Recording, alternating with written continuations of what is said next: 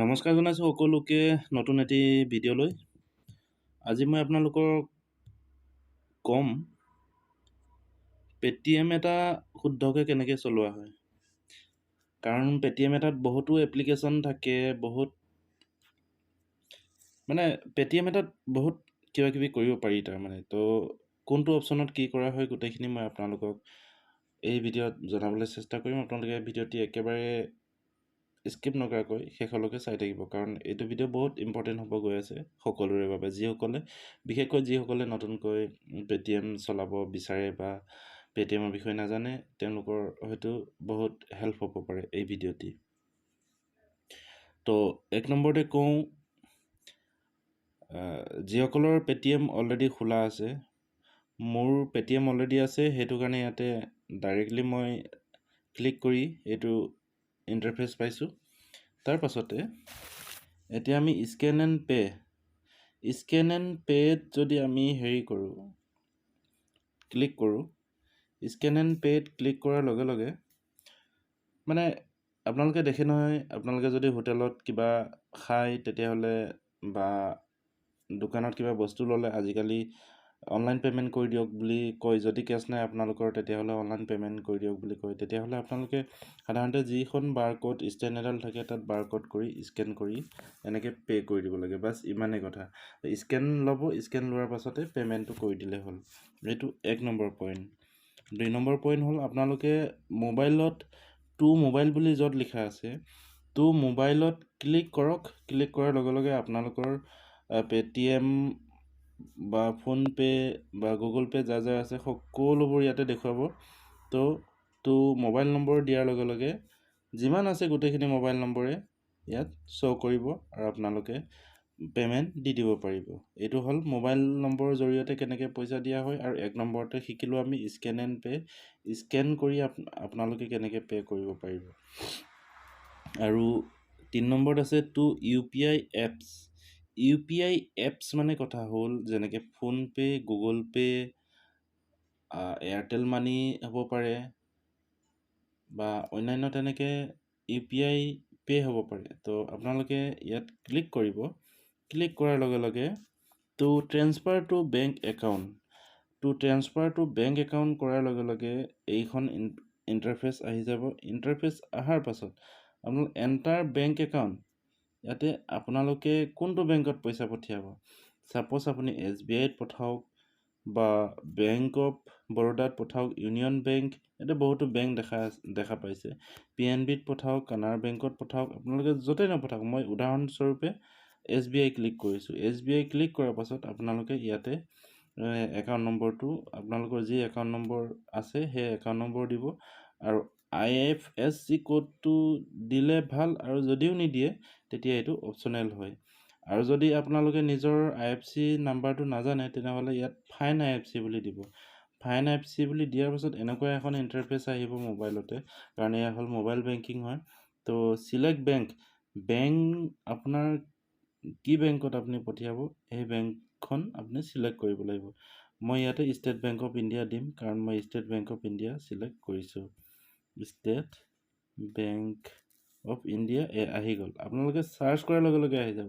আৰু কোনটো দেশত পঠাব, অসমৰ ভিতৰতে পঠাবনে, অৰুণাচলত পঠাবনে, অন্ধ্ৰপ্ৰদেশত পঠাব, বা আপুনি IFSC কোডটো অসমৰ বিচাৰিছেনে, অৰুণাচল প্ৰদেশৰ বিচাৰিছেনে, আন্দামান এণ্ড নিকোবাৰ আইলেণ্ডৰ বিচাৰিছে।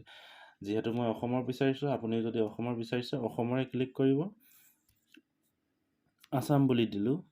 আসাম বুলি দিয়াৰ পাছত মোৰ চিটি বালিপৰা আহি গ'ল। গতিকে মই কৈছিলোঁ যে আপোনালোকে চাৰ্চ কৰাৰ লগে লগে, ফাইন আউট কৰাৰ লগে লগে নিজৰ SBI যিটো IFSC কোড হয় সেইটো পাই যাব। গতিকে মই বালিপাৰাৰ IFSC কোডটো পাই গ'লোঁ, SBIN 001297 ইয়াতে ক্লিক কৰি দিম। ক্লিক কৰাৰ লগে লগে ইয়াত প্ৰচিড কৰিম। প্ৰচিড কৰাৰ পাছতে গোটেইখিনি কাম হৈ গ'ল, ইণ্টাৰফেচ আহিব। গতিকে অলপ সময় ৰখি দিওঁ কি দেখায়। মোৰ খুব সম্ভৱ এইটো মই যিটো একাউণ্ট নম্বৰ দিছোঁ এইটো আপোনালোকক এনেই ডেমো হিচাপে দেখুৱাইছিলোঁ, সেইটো কাৰণে ইমান সময় লাগি আছে। নহ'লেতো তলত দেখুৱাই দিলেহেঁতেন। সেইটো কাৰণে ইয়াত একাউণ্ট হোল্ডাৰ নেম লিখিব দিছে। তো এইটো মই নকৰোঁ। আপোনালোকে ইয়াতে একাউণ্ট নম্বৰটো শুদ্ধকৈ মাৰিব। একাউণ্ট নম্বৰ শুদ্ধ দিয়াৰ পাছত অলৰেডি প্ৰচিড টু পে' কৰিব। প্ৰচিড টু পে' কৰাৰ পাছত কিমান পইচা পঠিয়াব লাগিব সেইটো আপোনালোকক দেখুৱাব। গতিকে চিন্তা কৰিবলগীয়া একো নাই, আপোনালোকে মই যেনেদৰে কৈছোঁ তেনেকৈ কৰি চাব, তেতিয়া একেবাৰে সহজ পদ্ধতি। আৰু যদি আপোনালোকে UPI ID পঠাব বিচাৰে তেনেহ'লে UPI ID থাকে, যেনেকৈ SBI @AXL, SBI @YBL তেনেকৈ থাকে। তো সেইবোৰ UPI ID UPI যিটো ছেকশ্যন আছে তাতে দিবলগীয়া হয়। Enter mobile number of any UPI application. যদি আপোনাৰ কোনোবা UPI ID খোলা আছে তেনেহ'লে মোবাইল নম্বৰ UPI ID যিটো মোবাইল নম্বৰ আছে সেইটো ইয়াতে দি দিলে আপোনালোকে পইচা চেণ্ড কৰি দিব। টু চেল্ফ একাউণ্ট, নিজৰ একাউণ্টৰ পৰা নিজৰ একাউণ্টত কেনেকৈ পঠিয়াব, নিজৰ একাউণ্টৰ পৰা নিজৰ একাউণ্টত কেনেকৈ পঠাব, সেইটো টু চেল্ফ একাউণ্ট মাৰি দিলে আপোনালোকৰ দেখুৱাই যাব। মোৰ ইয়াত 3টা বেংক এক্টিভ কৰা আছে, গতিকে 3টা বেংকো শ্ব' কৰি আছে। গতিকে যেনিবা মোৰ ইউকো বেংকত পইচা নাই, পাঞ্জাৱ নেশ্যনেল বেংকত পইচা আছে, তেনেহ'লে ইউকো বেংকটো মই ইয়াত ক্লিক কৰাই আছে, আৰু পাঞ্জাৱ নেশ্যনেল বেংকৰ পৰা ইউকো বেংক মই নিজৰ পইচা ট্ৰান্সফাৰ কৰিম। তেতিয়া প্ৰচিড কৰিব লাগিব, আৰু কিমান পইচা লাগে এইটো ইয়াতে শ্ব' কৰিব। গতিকে মোৰতো দৰকাৰ নাই, আপোনালোকৰ যদি দৰকাৰ হয় তেতিয়া ইয়াতে চেল্ফ বেংকিংটো কৰিব পাৰে। গতিকে এয়া আছিল অপশ্যন কেইটামান। তাৰ পাছতে টু বেংক একাউণ্ট, এইটো মই অলৰেডি দেখুৱাই দিলোঁ আপোনালোকক। বেলেঞ্চ এণ্ড হিষ্টৰী, আপোনালোকৰ যি বেংক এক্টিভ থাকিব নিজৰ পে'টিএমত সেইকেইটা বেংক এনেকৈ শ্ব' কৰি থাকিব বেলেঞ্চ এণ্ড হিষ্ট্ৰীত। আৰু আপোনালোকে বেলেঞ্চ এণ্ড হিষ্ট্ৰী, ছাপ'জ আপোনাৰ ইউকো বেংক আছে, তো ইউকো বেংকটো যদি আপুনি পইচা চেক কৰিব বিচাৰে তেনেহ'লে চেক বেলেঞ্চত ক্লিক কৰিব। চেক বেলেঞ্চত ক্লিক কৰাৰ লগে লগে ইয়াত UPI পিন ঢালিব লাগিব। মই মোৰ UPI পিনটো ঢালি দিছোঁ ইয়াতে তাৰপিছত পইচাটো ইয়াত শ্ব' কৰিব। গতিকে মোৰ দৰকাৰ নাই পইচা চাবলৈ। যদি আপোনালোকৰ পইচা চাবলৈ দৰকাৰ হয় তেনেহ'লে এইটো মেথড কৰিব লাগিব। অ'কে, বেক হৈ দিছোঁ। তাৰপাছতে টু চেল্ফ একাউণ্টটো মই অলৰেডি চালোৱে।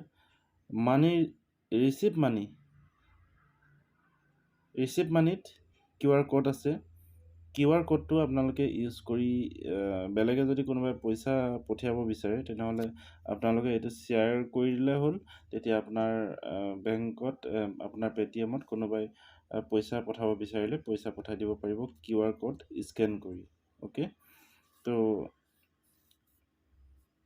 এয়াই মেথডবিলাক আছিল। আৰু পে'টিএম ৱালেট আছে, পে'টিএম পষ্টপেড আছে, ৰেফাৰ এণ্ড আৰ্ণ আছে, এইবোৰ আছে। আৰু লগতে ইঞ্চুৰেঞ্চ, পাৰ্চনেল লোন আছে 3 লাখ কেনেকৈ আছে, আৰু বহুত কিবাকিবি।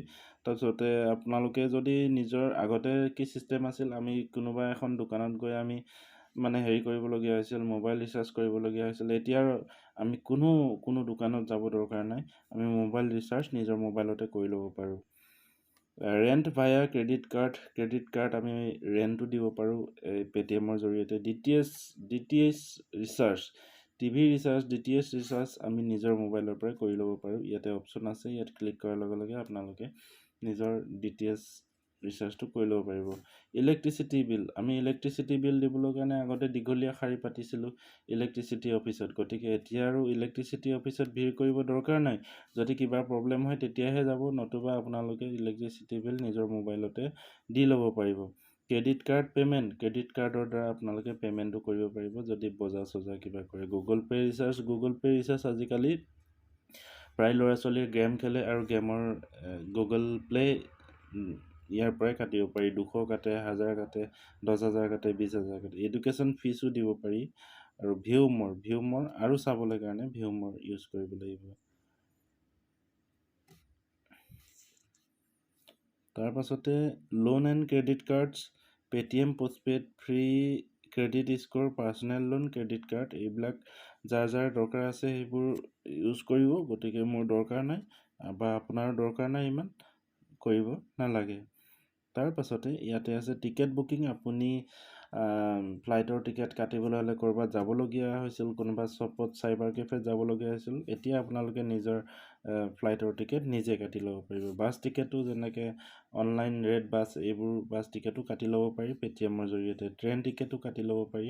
কিন্তু ট্ৰেইন টিকেট কটাৰ ক্ষেত্ৰত এটা প্ৰব্লেম আছে, IRCTC ৰেজিষ্ট্ৰেশ্যন কৰিবলগীয়া হয়, তেতিয়াহে আপোনালোকে ট্ৰেইন টিকেট কাটিব পাৰিব। মানে ট্ৰেইন টিকেট ইয়াৰ পৰাতো ট্ৰেইন টিকেটৰ অপশ্যনটো চাব পাৰিব, কিন্তু কাটিবলৈ হ'লে ৰেজিষ্ট্ৰেশ্যন ID লাগিব, তেতিয়াহে আপোনালোকে ট্ৰেইন টিকেট কাটিব পাৰিব।